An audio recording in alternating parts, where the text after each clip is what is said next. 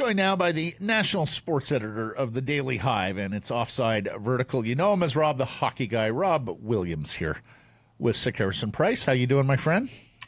Doing well. I was waiting for a Blue Jays reference there because we missed each other in Seattle last week. Yeah, we did. You didn't text me. Did you not want to hang out with a sloppy, drunk Blue Jays fan all weekend? Oh, I had 17 sloppy, drunk Blue Jays fans down there, so that was all good. You had met your quota. I saw you were projecting out lines and defense pairs for the start of the season. Assuming nothing else happens. You got it all figured out? Yeah. What do you think is the most interesting decision there in terms of who plays with whom? Yeah, I mean, this is with the caveat that there's likely some changes that are going to come before opening night, but we need some July content here, guys. So bear with me, and I do think that the changes that will come before opening night will probably be pretty minimal. It's hard to move big contracts right now, and I think they look kind of locked into for the most part on what they're doing. So took a look at just lines, defense pairs, and how Rick Tocchet is going to piece this puzzle together, and I think it's kind of tricky because I think the big question for me is that third line going to be an offensive black hole with Teddy Blueger centering it. I know Blueger's numbers. He's known more as a defensive center, and he has shown some signs of being able to produce offense. But I think he's probably a tweener, a third, fourth line center. So what does that do for all of these wingers? The Canucks have enough wingers to fill four lines and have some guys that can play up and down the lineup. But if you've got Teddy Blueger in that third line spot, who do you put there, and can they score? So the way I put it together was a third line of Ilya Mikheyev, Teddy Blueger, Vasily Podkolzin, and that's your checking line. Like, that's your tenacious, dog-on-the-bone line. And will they score a lot? I'm not sure, but I think that now puts the more accomplished Canucks wingers in better positions to score. So I've got Beauvillier and Kuzmenko with Pettersson. I've got Garland and Besser with Miller, and that leaves Joshua, Nils Oman, and I've got Nils Höglander in for opening night. And again, now can Höglander, play well enough defensively to be trusted in that role? That remains to be seen. But I believe he can. So I think it's interesting how it's going to all piece together here. Yeah, and I sort of view it like I think we all have a pretty good understanding of the top nine, and you can move some pieces around in there. But I think the nine bodies in the top three lines, I think, are more or less set. Again, barring another move later this summer. For me, just the way Tocchet talked about Di Giuseppe last year, the opportunity he gave him, the fact that they re-signed him early, that he wants a heavier body, I think Höglander has to climb over and convince Tocchet that he's a better option than Di Giuseppe. Somewhere in the bottom six, and frankly, that may apply to some other forwards as well. I could easily see Di Giuseppe cracking in to that top nine, playing on a third line if he has a good camp and the love affair continues with coach. Yeah, I mean, I've got Di Giuseppe as one of the extras, and I did kind of mark that spot where Höglander, if I saw you explain it. He kind of has yeah, you know what I mean? Like, if he has some questionable plays, I think that would be he'd get the quick hook for Di Giuseppe. I think you're right on that one. And then the last spot, I think that last spot right now is pretty wide open. I've given it to Sheldon Dries just because if they need another center, if they need some a center on the second unit power play, that's another question mark right now. They don't really have a center on PP2, assuming that Pettersson and Miller are on PP1. So I've got him kind of squeaking into that last spot based on his strong play last season.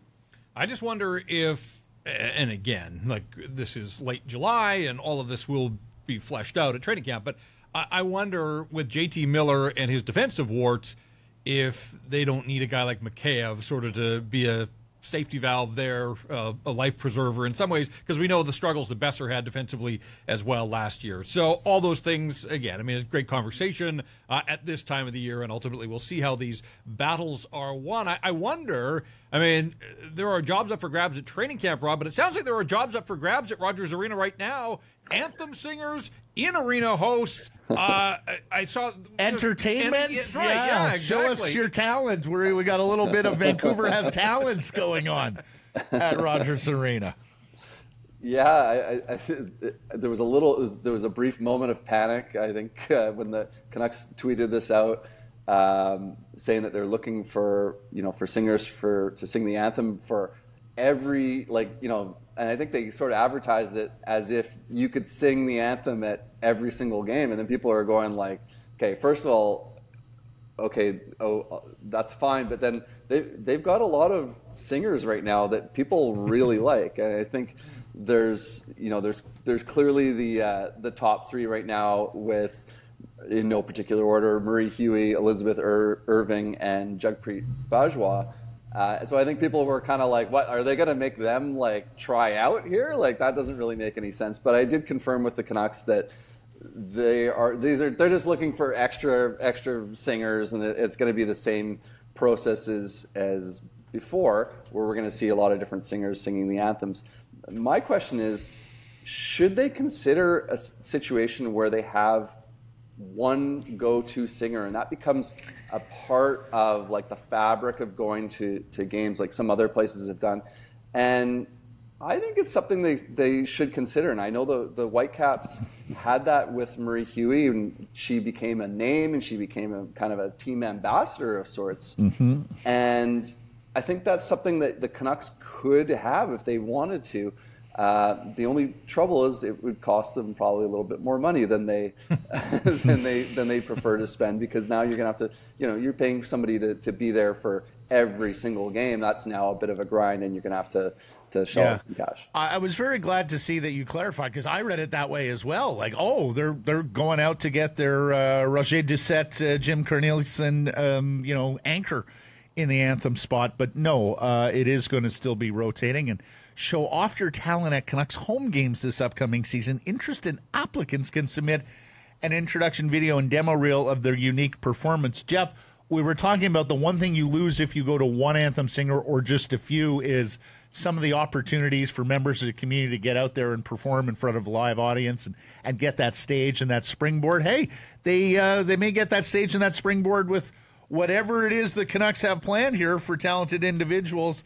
I would suspect intermission stuff and in-game stuff, performing at Rogers Arena. They've done such a good job with all those theme nights, and part of the theme night quite often is the anthem from whatever the theme is, right? And I think you take away, and look, it's a huge commitment. If you go to one person, like, it has to be the right fit. That person has to be all in. And I'm not saying they couldn't find that person. And I hear you, Rob, when you talk about making that, part of the fabric of the game. Now, they tried that for a while with Mark Donnelly, and I think some people kind of got tired of that act, and then they went away from it. There were other issues around the decision to move on from Mark, but it kind of cuts both ways, right? Like, yes, it can be part of the game presentation, but at the same time, if you're a season ticket holder and you're going to all 41, some people probably say, hey, mix it up a little. Give me some diversity. Give me some different looks and some different sounds. So it sounds like they're going that approach of, hey, we could have said last year they had more depth on their anthem roster than they did on their defense core. Yeah, I mean that's the one area where they hit all the right notes, I think, wasn't it? All the different anthem singers and all the different people that came through Rogers Arena. I agree. I don't necessarily think that the way to go is to have that one person, but I can see benefits for doing that. It should also be said that they're looking for an in-arena host right now as well to replace Hannah Bernard, who is, as we mentioned a few weeks back, is departing the team as she's having a baby. Yeah. Please tell me our boy Renil Desai will be back, former Sekeres and Price intern. As far as I know, I haven't. Okay. I have no reason to believe otherwise. Okay. Good stuff. Lastly, Rob, where are we here? Oh, yes. Ticket pricing. You did some sleuthing.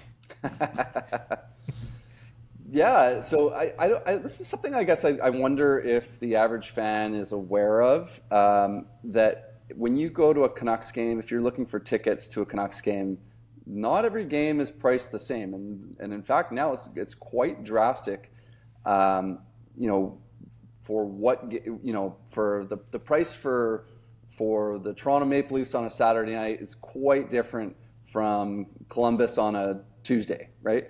And so just kind of did some sleuthing, as you said, to look at the different price tiers that the Canucks sell tickets for. And there are now 6 pricing tiers. And so if I've got the article up on Daily Hive, but you can check it out to see where, if you're, perhaps wanting to go to a game but not overly spend. They don't really advertise this very well. So I thought that was kind of interesting and I do like to pick out the different spots where there's, where you get some value, if you're in that low price tier, which they refer to as regular. So they got regular, which is the lowest, regular plus, premium, premium plus, marquee, and marquee plus. And it's interesting that marquee plus, there is only one game in there, and that is January 20th against the Toronto Maple Leafs. That costs more than any other game, and it's for good reason. Of course. You look at the pricing on the secondary market. I've got a friend that, he has an ice pack every year, and I know he used to always sell the Leafs game, and he's like, that pays for half my ice pack. Yeah, and we've talked about this. This has been the trend in sports, dynamic pricing, because let's face it, there are different markets for different games. So I have zero problem with that, because a Tuesday night versus Columbus is not akin to a Saturday night against Toronto. Not in this market, not in terms of games people want to be at and what people will pay to go to those games. I just love the branding of regular plus. Regular plus. Great stuff, Rob Williams. Your marquee plus for us, buddy. We'll catch up with you next Thursday. That sounds great. This great clip brought to you by, wait for it, Great Clips. It's going to be great.